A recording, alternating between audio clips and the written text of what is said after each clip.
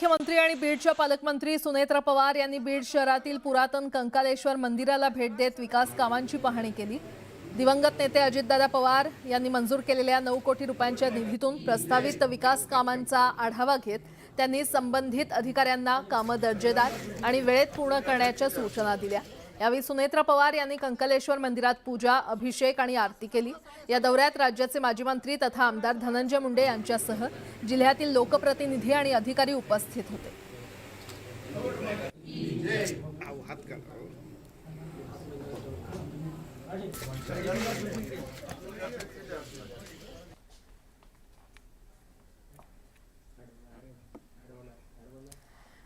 राज्याचे उपमुख्यमंत्री तथा बीड जिल्ह्याच्या पालकमंत्री सुनेत्राताई पवार यांच्या बीड दौऱ्याला सुरुवात झालेली आहे। दौऱ्याच्या प्रारंभी त्यांनी बीड जिल्हा रुग्णालयात CSR निधीतून उपलब्ध करण्यात आलेल्या अत्याधुनिक कार्डियाक ॲम्ब्युलन्सचं लोकार्पण केलं।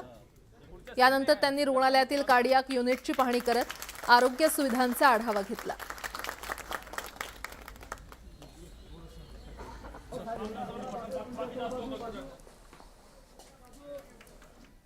बातमीपत्रामध्ये आता पाहणार आहोत सुपरफास्ट 100 बातम्या। सुरुवात करूया।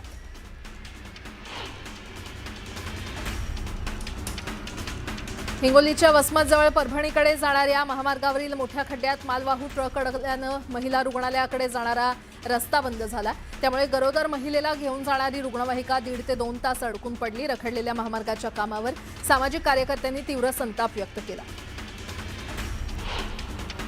नागपुरात 17 वर्षांच्या महिला क्रिकेटपटू अदिती चौकांडे हिनं आत्महत्या केल्याची धक्कादायक घटना घडली। BCA संघात निवड न झाल्यामुळे ती तणावात होती अशी प्राथमिक माहिती आहे। घटनास्थळी सुसाईड नोटही सापडली असून बजाज नगर पोलीस ठाण्यात या प्रकरणाचा पुढील तपास सुरू आहे। बीडमध्ये उपमुख्यमंत्री सुनेत्रा पवार यांच्या अध्यक्षतेखाली मॅरेथॉन बैठका पार पडल्या। रेल्वे, आरोग्य, पाणीपुरवठा, शिक्षण आणि क्रीडा विभागाच्या कामांचा आढावा यावेळी घेण्यात आला। आजच्या बीड दौऱ्यानंतर सुनेत्रा पवार जिल्हा नियोजन समितीची बैठक घेऊन नंतर माध्यमांशी संवाद साधणार आहेत। अभिनेत्री प्राजक्ता माळीनं सहकुटुंब तुळजापुरात जाऊन तुळजाभवानी मातेचं दर्शन घेतलं। यावेळी देवीची ओटी भरत आरती केली आणि कुल परंपरेनुसार कुलधर्म पार पडला। दर्शनानंतर मंदिर संस्थांच्या वतीनं देवीची प्रतिमा आणि महावस्त्र देऊन प्राजक्ताचा सन्मान करण्यात आला। भूम नगर परिषदेतील मुख्याधिकाऱ्यांच्या सुरक्षेच्या मुद्द्यावरून वाद आणखी चिघळलाय। नगराध्यक्ष संयोगिता गाढवे यांनी मुख्याधिकाऱ्यांना सुरक्षा देण्याची मागणी केली आहे, तर विरोधी 8 नगरसेवकांनी देखील आम्हालाही सुरक्षा द्या अशी मागणी करत जिल्हाधिकाऱ्यांची भेट घेतली। या वादावर तोडगा काढण्यासाठी सोमवारी सर्व संबंधितांची बैठक बोलावण्यात आली आहे।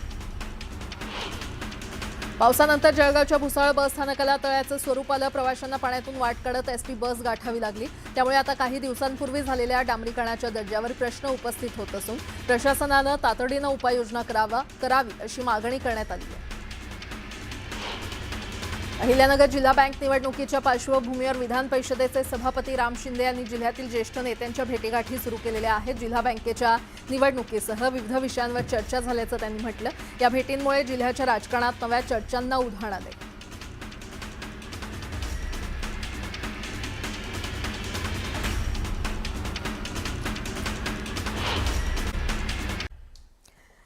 पुन्हा एकदा बातम्या पाहूयात वेगवान स्वरूपात। गेल्या 6 महिन्यात मुंबईत आलिशान घरांच्या विक्रीनं नवा विक्रम नोंदवलेला आहे। ज्या घरांच्या किमती 10 कोटी किंवा त्यापेक्षा अधिक आहेत अशा घरांच्या विक्रीच्या व्यवहारात तब्बल 18,512 कोटी रुपयांची उलाढाल झालेली आहे। हा आतापर्यंतचा उच्चांक असून घर खरेदी विक्रीमध्ये वरळी परिसर सर्वाधिक पसंतीचा ठरलेला आहे। गेल्या वर्षी याच कालावधीच्या तुलनेत यामध्ये 12% वाढ झालेली आहे। उत्पन्नामध्ये घट झाली असल्यामुळे बासमती, कोलम, दुबार आणि तिबार तांदळाच्या दरामध्ये वाढ होण्यास सुरुवात झालेली आहे। काबुली चणे, चणा डाळीसह तूर डाळीच्या दरामध्ये देखील वाढ होते आहे। वाल आणि उडीद डाळीच्या दरानं उसळी घेतली असल्यामुळे या दोन्ही वस्तू सामान्यांच्या आवाक्याबाहेर जाऊ लागलेल्या आहेत। मुंबई कृषी उत्पन्न बाजार समितीमध्ये गहू, ज्वारी, बाजरीसह सध्या तांदळाचे दर स्थिर आहेत, मात्र सुवासिक तांदळाचे दर दिवसेंदिवस वाढत चालले। एसटीनं आर्थिक शिस्त लावली नाही, बेशिस्तीवरून उपस्थित केलेल्या प्रश्नांची उत्तरं दिली नाहीत, तर कंत्राटी भरतीला मंजुरीच देणार नाही असा सज्जड इशारा अर्थ खात्यानं दिलाय। महिला, ज्येष्ठ नागरिक, पत्रकार, स्वातंत्र्य सैनिक आदींना एसटी प्रवासात देण्यात येत असलेल्या सवलतींपोटी 450 कोटी रुपये शासनाकडून देण्यात येत असताना त्याचा हिशोब दिला जात नाही आणि लेखापरीक्षण देखील झालेलं नाही। त्यामुळे अर्थ खात्याचे अतिरिक्त मुख्य सचिव यांनी नाराजी व्यक्त करणारं पत्र एसटीच्या उपाध्यक्ष आणि व्यवस्थापकीय संचालकांना पाठवलं। यंदाच्या आषाढी यात्रा कालावधीमध्ये श्री विठ्ठल रुक्मिणी मंदिर समितीला विविध माध्यमातून एकूण 8,92,72,478 रुपयांचं उत्पन्न प्राप्त झालं। भाविकांनी रोख देणगीबरोबरच सोने चांदीचे दागिनेही अर्पण केले। आषाढी यात्रेमध्ये 4,95,022 भाविकांनी पदस्पर्श दर्शन तर 5,42,000 भाविकांनी मुखदर्शन घेतल्याची माहिती मंदिर समितीचे सहअध्यक्षांनी दिली आहे।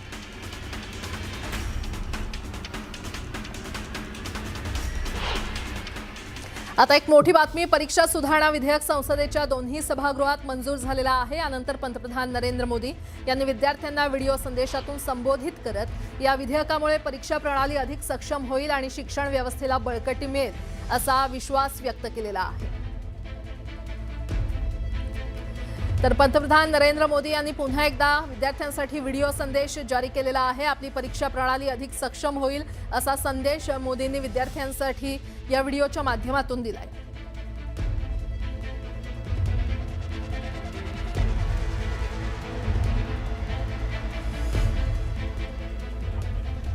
सभी राज्यों में भी और केंद्र में भी शिक्षा पद्धति में सुधार अनिवार्य हो गया है। टेक्नोलॉजी के भरपूर उपयोगी आवश्यकता हो गई है और साथ साथ फिर से कोई पेपर माफिया, पेपर लीक करने वाली गैंग, देश के बच्चों के भविष्य के साथ खिलवाड़ करने वाली गैंग, उनको बख्शा नहीं जाएगा। इसलिए कठोर कानूनों की भी जरूरत है।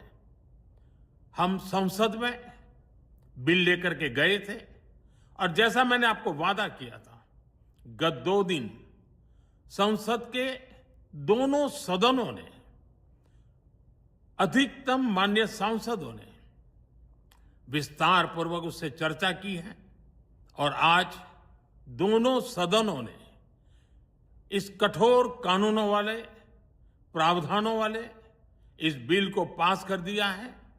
अब विश्वस्त परीक्षा पद्धति की दिशा में जाने में बातमीपत्राला सुरुवात करूया। भिवंडीमध्ये मध्यरात्री 4 मजली इमारत कोसळून दुर्घटना घडलेली आहे। या दुर्घटनेत 7 जणांचा दुर्दैवी मृत्यू झाल्याची माहिती सध्या समोर येते। नारपोली गंगारामवाडीतील कोहिनूर इमारत कोसळलेली आहे। इमारतीच्या ढिगाऱ्याखाली 5 ते 6 जण अडकल्याची भीती आहे। अग्निशमन, TDRF, NDRF कडून मदत कार्य सुरू आहे। तर ही इमारत महापालिकेने धोकादायक घोषित केली होती। इमारत झुकत असल्याने महानगरपालिकेने इमारत निर्मनुष्य केली होती। काही जण साहित्य घेण्यासाठी आल्याने इमारतीत अडकले तर प्रशासनाकडून युद्धपातळीवर सध्या बचाव कार्य सुरू आहे। थेट जाणार आहोत, आमचे प्रतिनिधी श्रीकृष्ण आवटी आपल्याला अधिकची माहिती देतील। श्रीकृष्ण, बचाव कार्य पूर्ण झालेलं आहे का? काय सध्या तिथे परिस्थिती आहे? अद्याप बचाव कार्य जे आहे ते पूर्ण झालेलं नाहीये। NDRF टीम असेल, TDRF टीम असेल, त्याचबरोबर अग्निशामक दल जे आहे ते बचाव कार्य अद्याप सुरू आहे। आपण पाहू शकतो हा संपूर्ण जो मलबा राडारोडा आहे, त्याचबरोबर ढिगारा जो आहे तो मातीचा विटांचा तो संपूर्ण बाजूला करण्याचं काम जे आहे ते अद्याप सुरू आहे।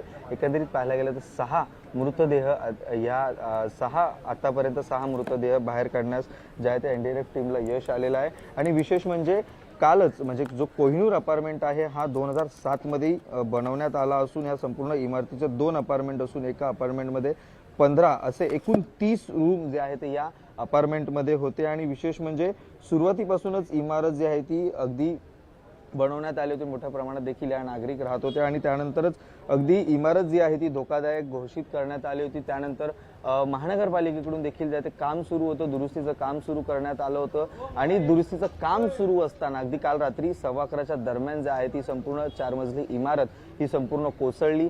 त्यात अनेक लोक जे आपलं घरातील सर्व सामान जे आहे ते सर्व वस्तू असतील, आवश्यक असणारी संपूर्ण वस्तू घेण्यासाठी आले होते अशी देखील माहिती येते की समोर ते संपूर्ण वस्तू घेण्यासाठी आले असता ही इमारत कोसळली। पण तरी यात 6 जणांचा जो आहे तो मृत्यू झालेला आहे। अधिक लोक जे ते अधिक नागरिक देखील होते त्यांना देखील जे आहे ते दुसरीकडे स्थलांतरित करण्यात आलं होतं। पण त्यामुळे कुठेतरी मोठी दुर्घटना होण्यापासून टळलेली आहे। पण विशेष म्हणजे 6 जणांचा मृत्यू झालेला आहे। अद्याप NDRF टीमकडून जे आहे ते काम बचाव कार्य जे आहे ते सुरू आहे. संपूर्ण मलबा जो आहे तो बाजूला काढण्याचं काम सुरू आहे. पण विशेष म्हणजे ही संपूर्ण इमारत धोकादायक जी आहे ती घोषित करण्यात आली होती. त्यानंतर संपूर्ण महानगरपालिकेकडून इमारतीचं जे बीम असतात, रॉड असतात, आपण पाहिलं गेलं तर दृश्यांमध्ये देखील आपण पाहू शकतो की संपूर्ण मलबा जो बीम आहे ते देखील आपल्याला रॉड दे पाहायला मिळतात. याचं दुरुस्तीचं काम जे आहे ते महानगरपालिकेकडून करण्यात येत होतं.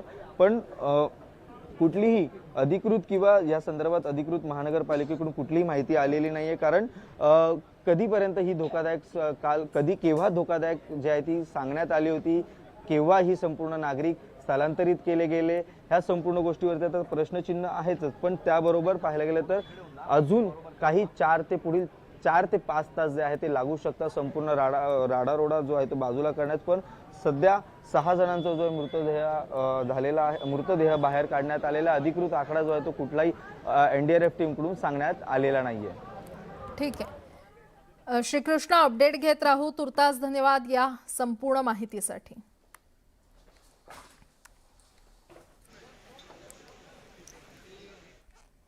पुढची बातमी पाहूयात. कुख्यात गँगस्टर छोटा राजन याच्या अडचणीत आता वाढ झालेली आहे. बनावट कागदपत्रांच्या आधारे भारतीय पासपोर्ट मिळवल्याप्रकरणी चेन्नई येथील विशेष सीबीआय न्यायालयानं छोटा राजनला दोषी ठरवले. छोटा राजनला 7 वर्षांच्या कारावासाची शिक्षा सुनावण्यात आलेली आहे आणि 55,000 रुपयांचा दंड ठोठावण्यात आलाय. सीबीआयच्या तपासानुसार छोटा राजन यानं स्वतःची खरी ओळख लपवण्यासाठी विजया कदम या नावानं बनावट ट्रान्सफर सर्टिफिकेट, रेशन कार्ड आणि इतर खोट्या कागदपत्रांच्या आधारे भारतीय पासपोर्ट हस्तगत केला होता. या प्रकरणी केंद्र सरकारनं 2002 मध्ये सीबीआय मार्फत गुन्हा दाखल केला होता. प्रदीर्घ सुनावणीनंतर अखेर सीबीआय न्यायालयानं छोटा राजनला दोषी ठरवलंय. सध्या छोटा राजन हा दिल्लीतील तिहार कारागृहात आहे. इतर गंभीर गुन्ह्यांमध्ये जन्मठेपेची तो शिक्षा भोगतोय. आणि आता पावसासंदर्भातल्या काही बातम्या पाहूयात. हवामान खात्यानं 31 जुलै ते 27 ऑगस्ट या 4 आठवड्यांसाठी पावसाचा दीर्घकालीन अंदाज जारी केलेला आहे. या अंदाजानुसार पुढील 24 ते 48 तासात राज्याच्या काही भागात जोरदार पावसाचा इशारा असला तरी ऑगस्ट महिन्यात पावसाची ओढ देण्याची शक्यता वर्तवण्यात आली आहे. 31 जुलै रोजी पुणे घाट परिसर आणि नाशिक घाट परिसरात रेड अलर्ट जारी करण्यात आलेला आहे. पालघर, ठाणे, रायगड, रत्नागिरी आणि जळगाव परिसरासाठी ऑरेंज अलर्ट देण्यात आलाय.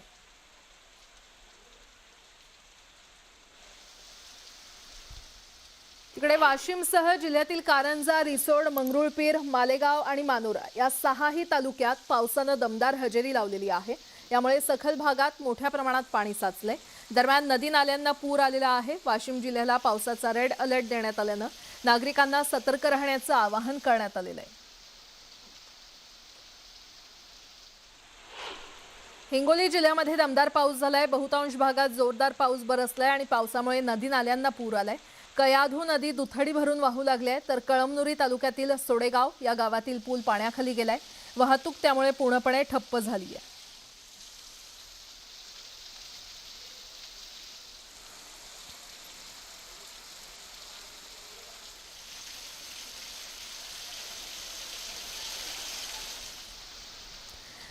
रोहा कोलाड मार्गावरील मुख्य दमखाडी नाका परिसरात गटाराचा कॉन्क्रीट स्लॅब अचानक कोसळला. स्लॅब कोसळल्यानं तिथे उभ्या असलेल्या दुचाकी आणि रिक्षांचं मोठं नुकसान झालंय.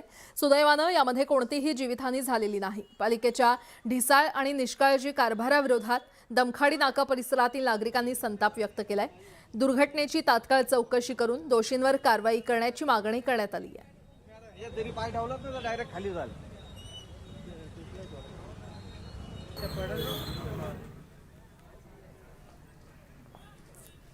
अमरावती जिल्ह्यातील नांदगाव खंडेश्वर तालुक्यात मुसळधार पाऊस झालेला आहे आणि या पावसामुळे पूरस्थिती निर्माण झालेली आहे. तालुक्यातील अनेक रस्ते जलमय झालेत. पुलावरून पाणी वाहत असल्यानं वाहतूक ठप्प झालेली आहे. तर खबरदारीचा उपाय म्हणून नांदगाव खंडेश्वर तालुक्यातील सर्व शाळा आणि महाविद्यालयांना आज सुट्टी जाहीर करण्यात आली आहे. तर इतर ठिकाणी सुद्धा शाळा स्तरावर निर्णय घेण्याच्या सूचना जिल्हाधिकाऱ्यांनी दिल्या.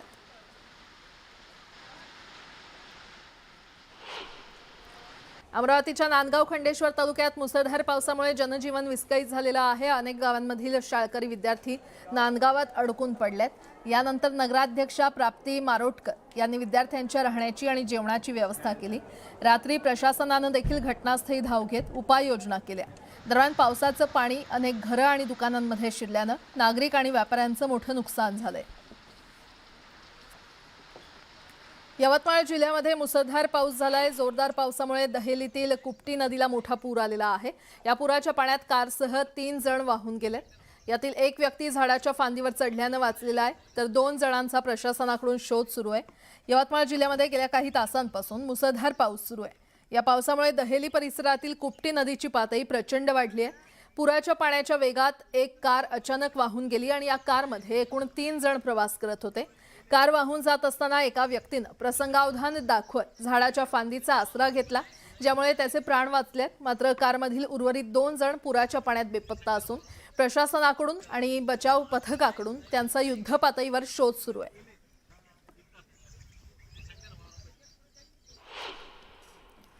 यवतमाळच्या आंबडी गट ग्रामपंचायती अंतर्गत येणाऱ्या जुनोनी गावात नागरी सुविधांचा बोजवारा उडालेला आहे। स्मशानभूमीकडे जाणारा रस्ता नसल्याने पुराच्या पाण्यातून अंत्ययात्रा नेण्याची वेळ नागरिकांवर आली आहे।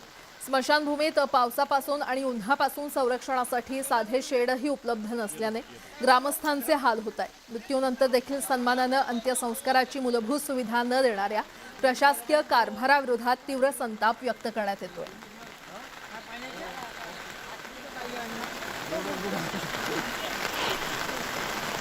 कोल्हापूर जिल्ह्यामध्ये मुसळधार पावसाने जोरदार हजेरी लावलेली आहे। यामुळे राधानगरी धरणातील पाणी साठ्यात वाढ झालेली आहे आणि यामुळे धरणाचे दरवाजे उघडण्यात आले। 2828 क्युसेक पाण्याचा विसर्ग करण्यात आलाय। दरम्यान नदीकाठच्या नागरिकांना प्रशासनाने सतर्कतेचा इशारा दिलाय।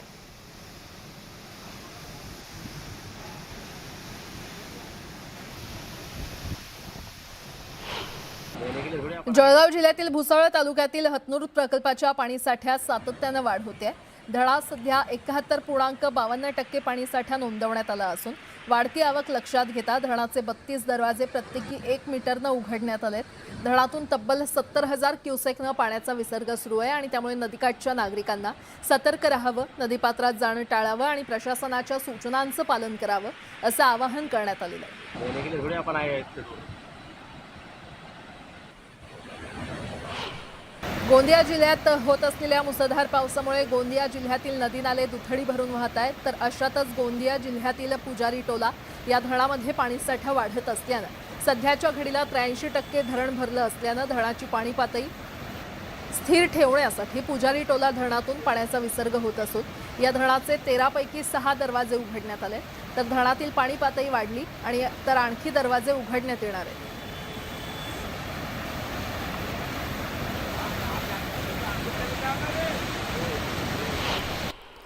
वर्धा जिल्ह्यामध्ये मुसळधार पाऊस झालाय। पावसामुळे सरुळ येथील यशोदा नदीवरील पूल हा पाण्याखाली गेलाय। यामुळे वर्धा राळेगाव मार्गावरील वाहतूक ठप्प झालेली आहे। आंजी ते अंदोरी, शेंद्री ते सोनोरा, भोजनखेडा ते तळेगाव, दिघी ते देवळी मार्गावरील वाहतूकही ठप्प झाली आहे। तर रत्नापूर, शिरपूर आणि भिडी गावात घरांमध्ये पाणी शिरलंय। यामुळे नागरिकांचं मोठं नुकसान झालंय। दरम्यान तहसीलदार समर्थ क्षीरसागर यांनी नुकसानग्रस्त भागाची पाहणी केली आहे।